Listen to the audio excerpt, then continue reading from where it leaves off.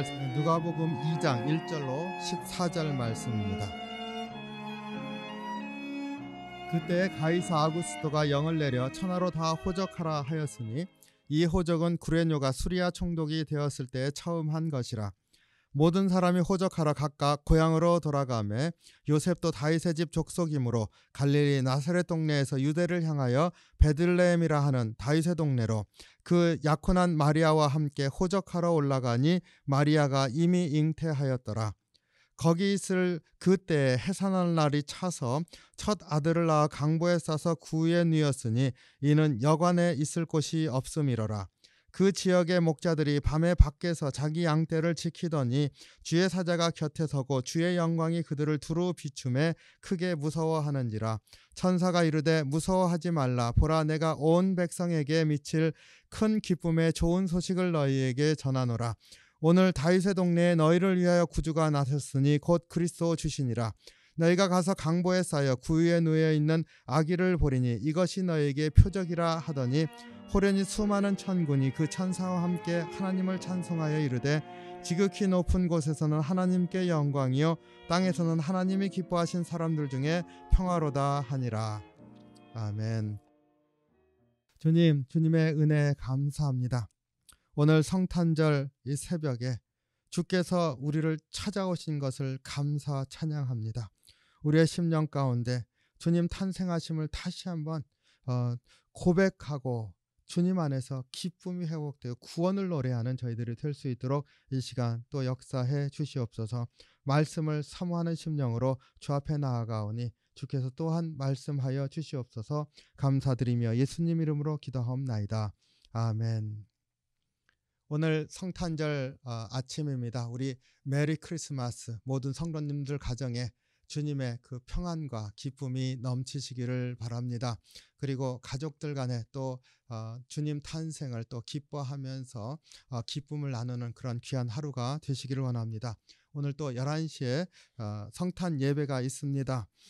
오늘 누가복음 2장 1절로 14절 말씀, 오늘 성탄 예배 때 같이 나눌 본문과 겹칩니다. 그래서 오늘은 새벽에는 1절로 5절 말씀만 같이 묵상을 하려고 합니다. 그리고 탄생하신 부분은 성탄 예배 때 같이 나누도록 그렇게 하겠습니다. 보면 1절로 5절 다시 한번 읽어드립니다. 그때 가이사 아구스토가 영을 내려 천하로 다 호적하라 하였으니 이 호적은 구레뇨가 수리아 총독이 되었을 때에 처음 한 것이라. 모든 사람이 호적하러 각각 고향에 돌아가매 요셉도 다윗의 집 족속이므로 갈릴리 나사렛 동네에서 유대를 향하여 베들레헴이라 하는 다윗의 동네로 올라가니. 이렇게 5절 그 약속한 마리아와 함께 호적하러 올라가니 마리아가 이미 잉태하였더라. 네, 5절까지 다시 한번 읽었습니다.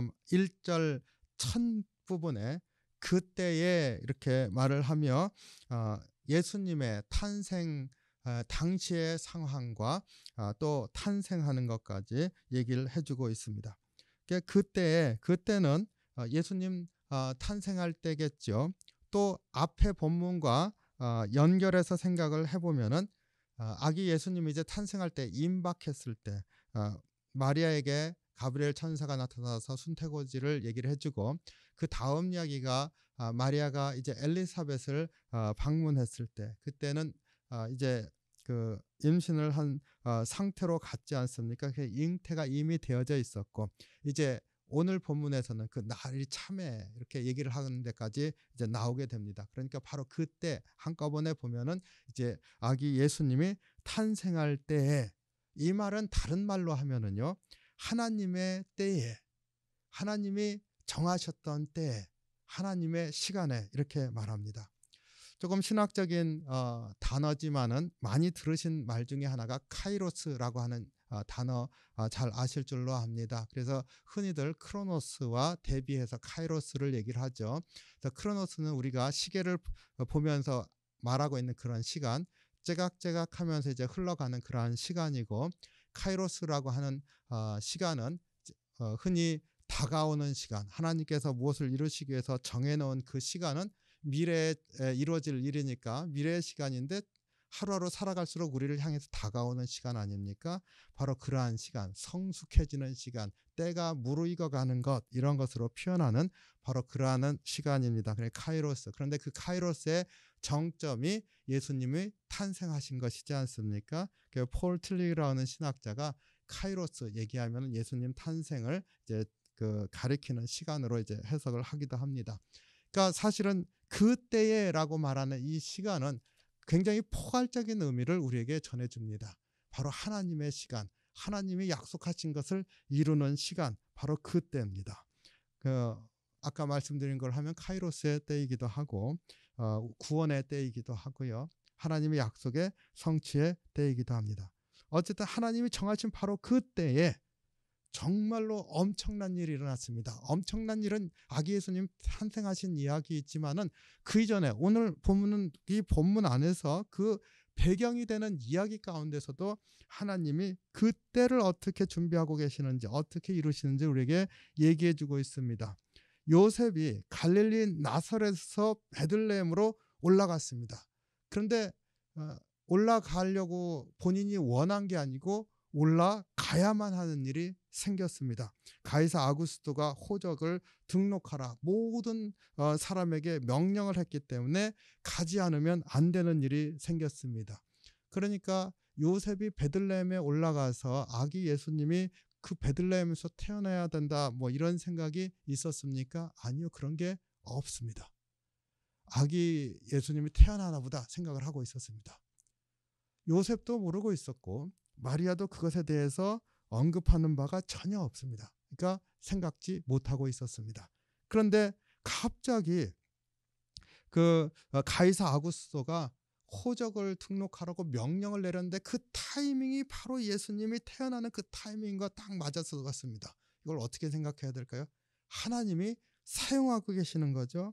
거기에다가 2절에는 이 호적 등록하라는 이러한 명령은 구레뇨가 수리아 총독에 있을 때 처음 한 것이라. 영어 성경은 여기를 가로쳐 놨습니다. 굳이 말하지 않아도 될 부분을 부연 설명하고 있다는 이야기죠. 왜 그렇습니까? 이 중요한 겁니다. 사실은 가이사 아구스토가 이런 명령을 안 내려도 그지 이상할 게 없다는 겁니다. 정례적으로 몇 년에 한 번씩 호구조사를 했다고 한다면 그때가 맞았나 보다. 아니 하나님이 그 타이밍을 이용하셨나? 이렇게 생각할 수 있습니다. 그런데 그것도 아닙니다. 옛날에 한 번 한 적이 있었는데 그런데 갑자기 가이사 아구스토가 이런 명령을 내려서 갈릴리 나사렛에서 베들레헴으로 가지 않으면 안 되는 일이 벌어졌다는 겁니다. 이유가 무엇일까요? 우리는 잘 알죠. 아기 예수님은 갈릴리 나사렛에서 태어나시는 게 아니라 베들레헴 다윗의 동네에서 태어나셔야 하기 때문인 것이죠. 예언의 성취를 위해서 이러한 일이 벌어졌다는 것을 우리가 압니다. 그렇기 때문에 바로 그때에라고 하는 이 때를 말하고 있는 이 말씀이 굉장히 중요한 메시지를 주고 있는 것을 보게 됩니다. 하나님께서 하나님의 약속의 때에 약속을 이루시는데 하나님이 이방인인 가이사 아구스토조차도 사용하고 계셔서 그 약속의 성취를 아주 정확하게 이루어가고 계심을 보여주고 있습니다. 우리 아기 예수님이 베들레헴에서 태어난다라고 하는 그 베들레헴에 대한 언급도요.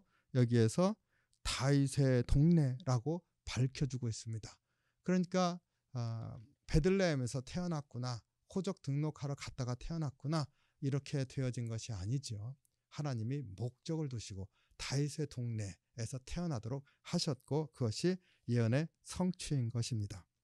하나님께서는 우리의 어떠한 처지와 형편 가운데에서조차도 하나님은 하나님의 사람들을 선택하시고 하나님의 약속들을 이루어 가신다고 하는 것을 다시 한번 기억하길 원합니다.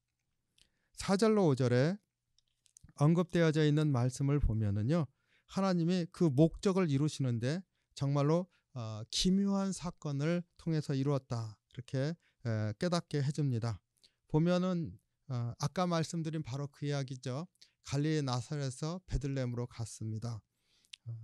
현재 있는 현실, 그것은요, 요셉과 마리아는 정혼한 관계이고 갈릴리 나사렛에서 살고 있는 보통 사람들입니다. 그게 현재 요셉과 마리아의 삶입니다. 그런데 하나님께서 약속을 이루시겠다고 말씀하셨던 그것은 다윗의 집 족속의 가운데서, 그리고 다윗의 동네 베들레헴에서 하나님이 약속하실 아들이 태어난다. 하나님이 미리 말씀하셨습니다. 그러니까 요셉과 마리아의 그 삶을 보면은 사실은 하나님이 예언하셨던 그 말씀을 이루시는 것과는 동떨어진 그러한 형편에 살고 있는 사람들이었습니다. 그런데 하나님은 바로 이것을 바꾸셨죠. 그 현실을 극복하고 하나님이 이루시겠다 하셨던 그 정확하게 그대로 이루셨습니다. 우리가 요셉이 그때 인구조사하는 것 때문에 베들레헴으로 갔다가 때가 차서 아이가 태어났구나. 그래서 아기 예수님이 베들레헴에서 태어났구나. 이렇게 생각하기가 쉬운데 성경은 그게 아니라는 겁니다. 처음부터 그때에 하나님이 이루셨다는 것을 말해주고 있습니다. 그리고 그들이 처해 있던 현실을 바꾸시면서 하나님이 이루시는 것과 맞추어지도록 이끌어 가셨다라고 하는 것도 보여주고 있습니다. 성탄절은 거룩한 분이 거룩한 목적으로, 그리고 거룩한 섭리 가운데서 바로 그 거룩한 이가 탄생하시도록 한 날입니다. 우리의 삶 가운데 거룩한 분이 탄생하셨다는 그 말씀은 우리의 삶 가운데 주의 백성으로 살아가는 삶 가운데 현실의 여러 가지 여건들이 있지만 그 안에 여전히 거룩한 약속들은 성취되어진다고 하는 것을 다시 한번 믿기를 원합니다. 현실의 장벽을 넘어가시는 하나님의 계획의 성취가 하나님의 섭리 가운데 일어난다는 것을 믿기를 원합니다. 그래서 참 소망은 바로 그 주님의 약속에 있고, 참 소망은 주께서 이루심으로 이루어지는 것을 다시 한번 고백하는 성탄절 아침이 되시기를 주님의 이름으로 축원합니다. 기도하겠습니다. 사랑이 많으신 주님, 성탄절 거룩한 주님의 탄생을 다시 한번 찬양하고 감사와 또 믿음의 고백을 올려드리기를 원합니다.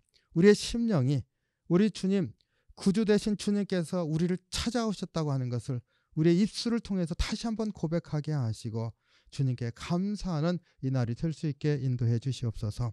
우리의 심령 가운데, 우리의 가정 가운데, 우리의 삶 가운데 다시 한번 주님의 거룩하신 탄생이 있게 하시고 주님의 약속이 성취되어지는 그러한 기대와 소망이 있도록 이끌어 주시옵소서. 주의 평안과 기쁨이 가정마다 넘치게 하시기를 간절히 바라옵고 나올 때에 우리 주님 예수 그리스도의 이름으로 기도하옵나이다. 아멘.